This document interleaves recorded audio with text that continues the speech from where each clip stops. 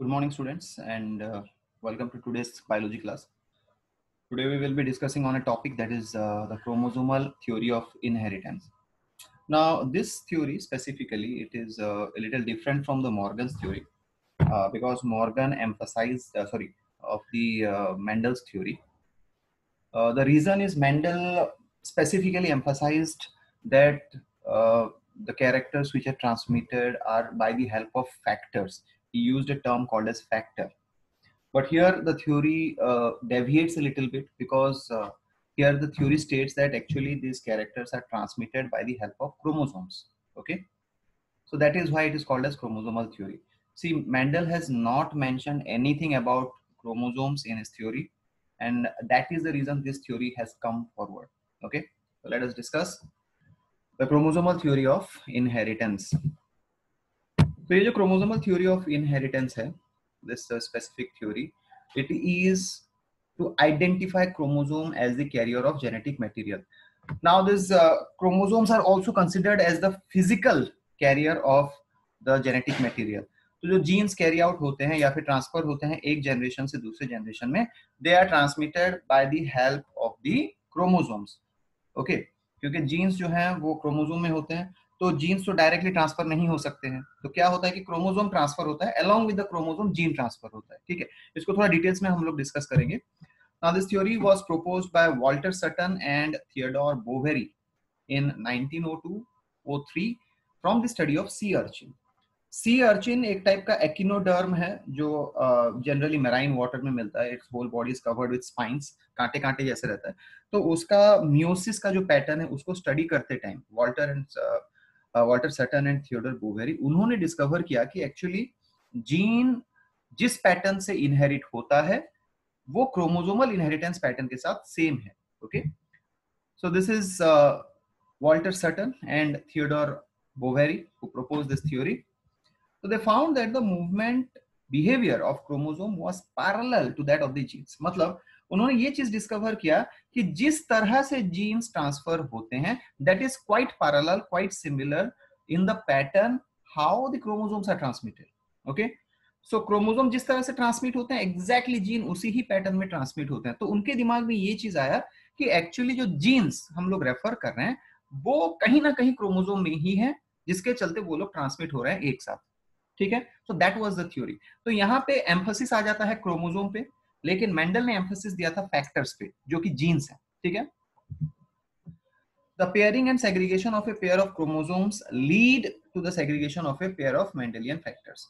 तो अगर पेयरिंग भी होता है क्रोमोसोम का या फिर सेग्रीगेशन सेपरेशन भी होता है क्रोमोसोम का, तो that will lead to the separation और pairing of a Mendelian characters या फिर मेंडेलियन फैक्टर्स.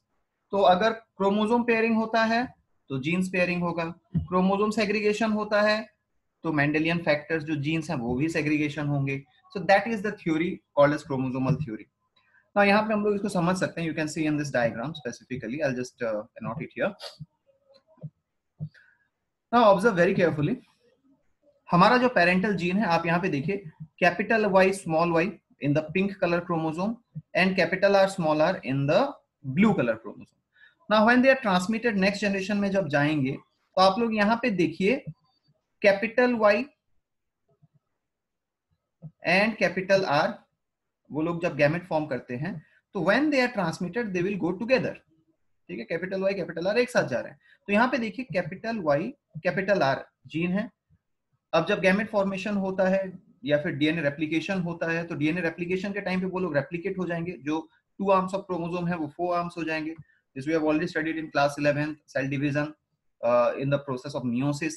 तो meiosis 1 क्या होता है, रिडक्शनल डिवीजन होता है. रिडक्शनल डिवीजन मतलब द क्रोमोसोम इज रिड्यूस. तो यहाँ पे क्या होता है, ये जो दो क्रोमोसोम है ये सेपरेट हो रहे हैं. ठीक है, कैपिटल Y वाला क्रोमोसोम अलग जा रहा है, is going in this direction, and the small y chromosome is going in the other direction into the other gamete. तो यहाँ पे आप देखिए कैपिटल Y का जो जीन है वो इस गैमेट में रह गया, जबकि स्मॉल y का जो जीन है वो इस गैमेट में रह गया. दैट मींस जब क्रोमोसोम सेपरेट हो रहे हैं तो उसी के साथ जीन्स भी सेपरेट हो रहे हैं. Capital Y small y genes are separated because the homologous pair of chromosome is separated. Okay, तो इसी तरह से नीचे भी उसका पैटर्न वैसे ही जाएगा। मियोसिस 2 जब होगा तो आप देखेंगे गैमेट फॉर्मेशन होगा, फिर नेक्स्ट जनरेशन में वही होगा, फिर नेक्स्ट जनरेशन में वही होगा। So here you will find कि the genes which are present together, यहाँ पे कैपिटल वाई स्मॉल वाई एक साथ थे एक होमोलोगस पेयर में, तो इनका पेयरिंग भी एक साथ हो रहा है, क्रोमोसोम भी पेयर में है। अब जब जीन्स अलग अलग हो गए, capital Y small Y, genes they separated है, सेग्रीगेट कर गए, क्रोमोसोम्स भी सेग्रीगेट कर गए हैं, क्रोमोसोम्स भी सेपरेट हो गए हैं। That is what is proposed by the chromosomal theory of inheritance. Means genes, the pattern of inheritance, transmission, segregation of genes is completely parallel to the transmission of chromosomes, their segregation or their pairing. So that suggests that the genes are a part of the chromosome. Okay, तो ये था उनका discovery, this was the discovery और this was the theory given by Sutton and Boveri. Now ये जो theory है, this specific theory, it was verified by an scientist called as Morgan. देखिए जब भी कोई थ्योरी आता है, पहली बार जब थ्योरी आता है, as we have already seen कि Mendel's theory was rejected initially, okay, and later on by the help of three different scientists, Carl Correns, Hugo de Verres and Schamark, their experiments proved that his theory was correct. तो जब भी कोई theory आता है उसको scientifical verification जरूरी हो जाता है उसके लिए, ठीक है।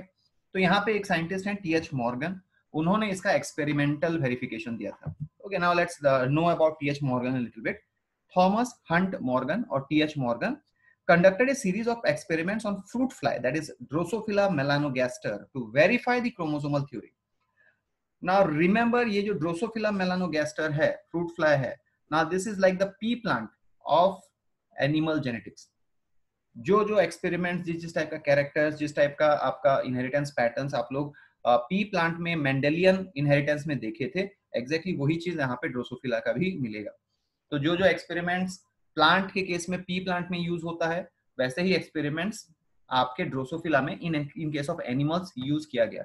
सो Drosophila melanogaster becomes a very important organism where as animal genetics is concern. Okay, तो उसको स्टडी करते टाइम उन्होंने क्रोमोसोमल थ्योरी वेरीफाई किया था। Now this is T H Morgan, Thomas Hunt Morgan. Now Thomas Hunt Morgan worked on this specific organism fruit fly. I think you people might have seen it, इसको आप लोग देखे भी होंगे। जो हमारे फ्रूट्स होते हैं, अगर कुछ देर तक आप बाहर छोड़ देंगे उसके ऊपर छोटे छोटे मक्खी हो जाते हैं। Now those small flies are actually fruit fly which look something like this. तो आपके स्क्रीन पे है उनका picture. Now T.H. Morgan is also known as the father of experimental genetics. वो experimental genetics के father हैं, ठीक है। Father of genetics Gregor Johann Mendel. Father of experimental genetics it is Thomas Hunt Morgan. Experimental genetics इसलिए बोला गया क्योंकि this person T.H. Morgan has conducted many experiments to verify the genetical laws. Okay, now what are his contributions? क्या क्या contributions हैं उनके, एक एक करके देख लेते हैं उसको भी। So his contributions are, first contribution, linkage, theory of linkage. He suggested that the genes sometimes tend to stay together. Okay, एक साथ वो लोग रहते हैं, they will not be separated away. कुछ genes में वो character होता है, उसको linkage बोला गया। इसको हम लोग discuss करेंगे in details in the upcoming classes. Crossing over, just opposite of linkage. Crossing over बोलता है कि genes segregate करते हैं, separate होते हैं by a process called as crossing over. Gene mutations, T.H. Morgan put forward this theory of mutational, उसको mutational theory बोला जाता है।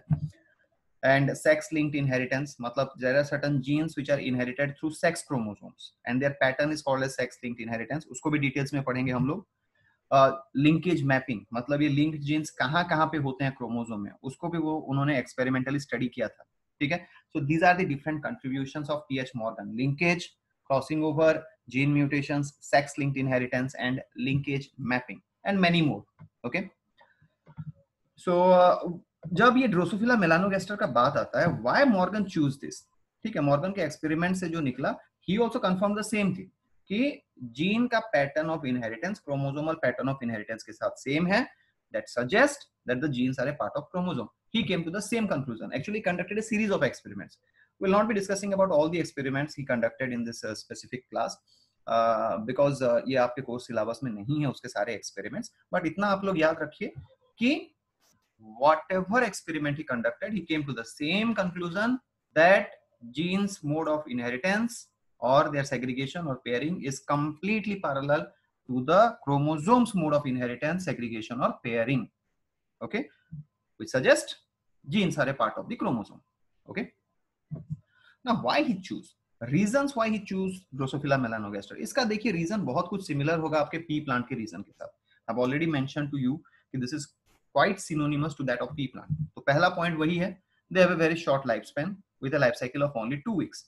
So as because they have a very short lifespan, it is easy to study many generations. उसके बहुत सारे generation study करना easier हो जाता है क्योंकि बहुत छोटा सा लाइफ है, very small life. So within a year you can study some 20-30 generations of this specific organism. Second property है, they can be easily cultivated in laboratories. Now ये जो फ्रूट फ्लाई होते हैं, आप कहीं पे भी थोड़ा फ्रूट छोड़ दीजिए, कुछ फूड मटेरियल छोड़ दीजिए specifically, and you will find they will start to hover over there and they will form their colonies. तो इनको लैब में कल्टीवेट करना, एक क्लोज्ड एटमॉस्फेयर में कल्टीवेट करना, उनको स्टडी करना बहुत इजी होता है. If it would have been a large organism then that would be difficult to cultivate them, और उनका लाइफ स्पैन भी बहुत होता, इसीलिए ड्रोसोफिला मेलानोगास्टर ज्यादा इंपॉर्टेंट हो जाता है. Secondly, mails and females can be easily distinguishable. ये मेल्स और फीमेल्स इनका सेक्सुअल डायमॉर्फिज्म एग्जिबिट करते हैं. Sexual dimorphism means the mails and females they exhibit, यहां पे मैं लिख रहा हूं sexual dimorphism. Okay, sexual dimorphism means the males and females physically or morphologically are different. उनका morphology अलग अलग होता है, तो उनसे आप आइडेंटिफाई कर सकते हैं कि ये मेल है और ये फीमेल है. इसका सिग्निफिकेंस ये है, the significance of this specific point is कि हमें पता चलेगा कौन कौन से जीन्स मेल्स में ट्रांसमिट हो रहे हैं, कौन कौन से जीन्स फीमेल्स में. ओके, तो दैट इज द रीजन कि इनका मेल और फीमेल अलग अलग होना, डिस्टिंग्विशेबल होना एक बहुत बड़ा बेनिफिट है. Okay, now let us see some of the features which this organisms male and female have and that is distinguishable. ठीक है, तो here on your screen this is a female individual to your left and a male individual to your right. So ये जो female individual है, इसके abdominal segments अगर आप लोग देखेंगे, there are 7 abdominal segments. Okay, there are 7 abdominal segments in case of females, but males only have 5 abdominal segments. Okay, that is very distinguishable. Second thing, the tip of the female abdomen is pointed. इनका जो tip होता है वो long होता है और pointed होता है और लाइट कलर का होता है. ठीक है, whereas the male individual abdominal tip is blunt and it is dark. उसका टिप जो होता है वो डार्क कलर का होता है और ब्लंट होता है, पॉइंटेड नहीं होता. ठीक है. Thirdly enough, male individuals possess sex combs. Now this is responsible for during the mechanism of copulation. तो copulation के टाइम पे ये यूज करते हैं, तो एक स्ट्रक्चर होता है जिसको सेक्स कोम बोला जाता है, प्रेजेंट ऑन दी 4 legs. ठीक है, that is absent in case of females, वो फीमेल्स में नहीं होता. So this is how you will find कि males and females are distinguishable. Okay, and that is very important to understand कि which genes are being transmitted through the females, which genes are being transmitted through the males, or which characters appear only in the males, which characters appear only in the females, or whichever character appear in both the individuals. ठीक है, so that is another point, male and female are easily distinguishable. Next point है, they possess many contrasting characters. जैसे हम लोग P plant में देखे थे, the length of the stem, the flower position, the color of the pod, the color of the seed, तो वैसे इनके भी बहुत सारे contrasting characters होते हैं. कुछ एग्जाम्पल हम लोग लिखे हुए हैं यहाँ पे. The examples are the body color, the eye color, the wing shape. वैसे करके बहुत सारे contrasting characters होते हैं. As a result, it is easier for them to assimilate the monohybrid cross, the dihybrid cross. जो हम लोग plants में किए थे वो आप इन organisms में भी वही कर सकते हैं, and you will find the same results, right? So that is also a similar character with the pea plant. Next one, large number of offsprings are produced in a single mating. एक single meeting में ये लोग बहुत सारे individuals produce करते हैं. As a result सारे variations हम लोग को स्टडी करने का चांस मिल जाता है. ओके, सपोज इनका सिर्फ एक ही इंडिविजुअल प्रोड्यूस होता है, लाइक मैमल्स के केस में जैसे होता है, ह्यूमन बीइंग में केस जैसे होता है, तो आपका जो एक इंडिविजुअल प्रोड्यूस होगा that is not the sum total of all variations. ठीक है, एक मदर और फादर के जीन में जितने भी वेरिएशंस आने चाहिए अपने नेक्स्ट जनरेशन में, सिर्फ एक ही इंडिविजुअल में आप स्टडी नहीं कर सकते. लेकिन अगर आपके पास बहुत सारे इंडिविजुअल्स हैं तो आपको पता चलेगा कि मदर के जीन्स कितने परसेंटेज में नेक्स्ट जनरेशन में जा रहे हैं, फादर के जीन्स कितने परसेंटेज में जा रहे हैं, या फिर कौन सा जीन फादर का ज्यादा डोमिनेंटली एक्सप्रेस हो रहा है, कौन सा जीन मदर का ज्यादा डोमिनेंटली एक्सप्रेस हो रहा है. तो जब आपके पास बहुत सारे इंडिविजुअल्स होंगे देन यू विल फाइंड कि व्हाट इज द कॉम्बिनेशन. देखिए इसको सिंपली समझ लीजिए. Take the example in human case, जहां पे एक ही घर में in one family suppose there are 2 to 3 brothers and sisters. ना do all the brothers and sisters look alike? नहीं होते हैं। क्यों नहीं होते हैं? बिकॉज जो जीन्स आपके पेरेंट्स से आप में ट्रांसफर होते हैं उनमें वेरिएशन होने लगता है। सो यू सिबलिंग्स, आपके भाई बहनों में जो सिमिलैरिटी नहीं होता है उसको हम लोग वेरिएशन बोलते हैं। That dissimilarity is called as variation. तो इनमें जब बहुत सारे इंडिविजुअल प्रोड्यूस होते हैं तो सारे वेरिएशंस हम लोग ऑब्जर्व कर सकते हैं। तो कौन सा जीन कैसे ट्रांसमिट हो रहा है, कितना जीनोटाइप जीनोटिपिक रेशियो निकल रहा है, कितना फेनोटिपिक रेशियो निकल रहा है, उसको हम लोग कैलकुलेट कर सकते हैं। That is the significance of choosing Drosophila.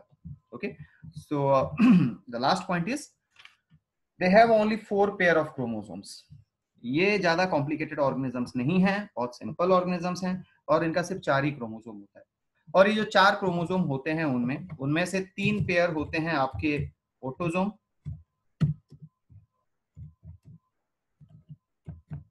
3 pairs of autosome and only 1 pair of allosome. Allosome मतलब सेक्स क्रोमोसोम, ठीक है, एलोसोम। सो इनमें क्या होता है, 3 pairs of ऑटोसोम होता है। मतलब ये जो ऑटोसोम होते हैं they characterize mainly the anatomical, morphological, physiological characters. They generally do not determine the sex, but the sex determination is done by this pair. ये जो एक सिंगल पेयर है जिसको हम लोग एलोसोम्स बोलते हैं, ये आपके सेक्स डिटर्मिनेशन के लिए रेस्पॉन्सिबल होता है। एज यू माइट नो कि ह्यूमन बीइंग में XXXY क्रोमोसोम होता है। अगर XX क्रोमोसोम है तो वो फीमेल है, XY है तो मेल है। तो this pair is known as allosome, the pair which determines the sex of an individual. तो इनमें एक पेयर का एलोसोम होता है और 3 पेयर्स के ऑटोसोम होते हैं। तो as they are having limited number of chromosomes, it is easy to study the inheritance patterns. Okay, now these are the reasons why T.H. Morgan chose Drosophila. So this is about the chromosomal theory of inheritance. Thank you.